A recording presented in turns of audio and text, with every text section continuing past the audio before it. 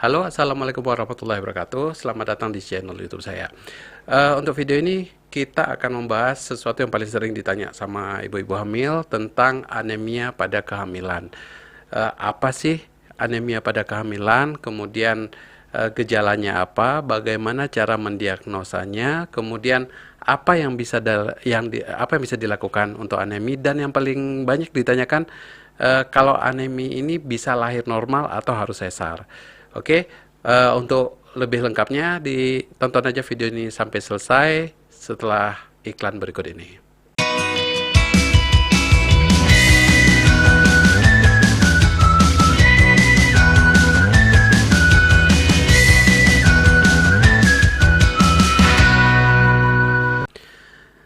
Halo, jadi video ini kita akan membahas tentang anemi dan ini merupakan masalah besar di negara kita. Jadi apa yang dimaksud dengan anemi? Jadi anemi itu adalah suatu kondisi di mana kadar Hb dari si ibu di mana untuk trimester pertama kurang dari 11, trimester kedua dan ketiga kurang dari 10,5. Jadi batas minimal kita katakan Hb cukup itu adalah 11. Jadi kalau kita nanya, dok saya HB-nya kurang atau enggak, kita harus cek dulu HB-nya berapa, baru kita bisa mengetahui bahwa si ibu ini mengalami anemia atau tidak. Nah, bahaya nggak sih anemia pada ibu hamil? Jadi anemia ini berpengaruh pada ibu dan pada bayinya. Pengaruhnya apa? Resiko anemi pada ibu hamil, pertama dia meningkatkan resiko terjadinya persalinan prematur. Kemudian meningkatkan resiko IUFD, kematian janin dalam rahim. Yang ketiga, meningkatkan resiko IUGR, pertumbuhan janin terhambat atau bayi lahir dengan berat badan rendah.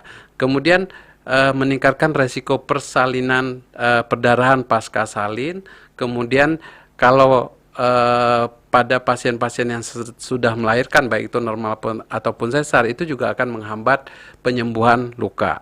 Nah, bagaimana pada bayi? Jadi anemia pada kehamilan ini akan bisa menyebabkan gangguan di perkembangan janinnya, baik itu di dalam rahim dan ketika dia nanti sesudah lahir. Jadi biasanya berhubungan dengan penurunan pada IQ, kemampuan dia untuk bersosialisasi, dan malah ada beberapa kasus yang menghambat perkembangan mental si janin. Nah, karena hal tersebut, makanya sangat penting kita untuk mengetahui status anemi atau tidak pada ibu hamil. Oke, kemudian ke pertanyaan, apa sih yang bisa dilakukan untuk mencegah terjadi anemi, atau makanan apa saja yang bisa meningkatkan Hb? Nah, untuk meningkatkan kadar Hb itu bisa dengan mengkonsumsi makanan-makanan yang mengandung Fe. Jadi makanan yang mengandung Fe itu salah satunya adalah kacang-kacangan. Jadi kacang-kacangan itu banyak mengandung Fe. Contoh lain seperti tempe, tahu, karena itu juga berasal dari kacang-kacangan. Kemudian daging merah. Jadi daging merah, daging ayam, baik itu daging ayam dan daging sapi, kemudian hati ayam, hati sapi, kemudian beras merah, kemudian sayur-sayuran seperti bayam. Jadi itu makanan-makanan yang mengandung Fe. Nah, salah satu yang bisa dilakukan juga untuk mengatasi anemia ini selain makanan yang kita sebutkan tadi adalah dengan mengkonsumsi suplemen penambah darah. Nah, suplemen penambah darah ini wajib sebenarnya bagi ibu hamil untuk mengkonsumsi baik dari awal kehamilan sampai sesudah melahirkan. Cuman anjuran kita untuk suplemen penambah darah ini tidak bisa berdiri sendiri. Kita juga membutuhkan suplemen lain untuk membantu meningkatkan Hb. Jadi tidak cukup hanya dengan penambah darah. Jadi si ibu juga membutuhkan vitamin C, bisa itu didapatkan dari makan makanan atau bisa dengan dari multivitamin. Juga jangan lupa asam folat. Jadi asam folat ini juga berpengaruh untuk pembentukan sel darah merah baru. Jadi nggak cukup hanya dengan sel tambah darah Fe. Nah, kemudian untuk pertanyaan, apakah ibu yang hamil dengan anemi ini boleh lahir normal atau tidak?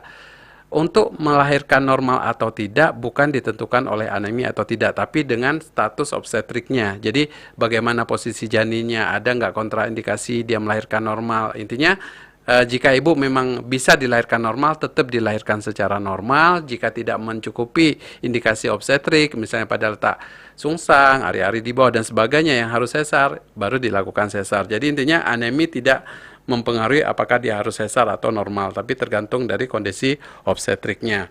Tetapi yang harus diwaspadai, ibu-ibu dengan anemi biasanya kecenderungan mudah untuk terjadinya perdarahan pasca salin.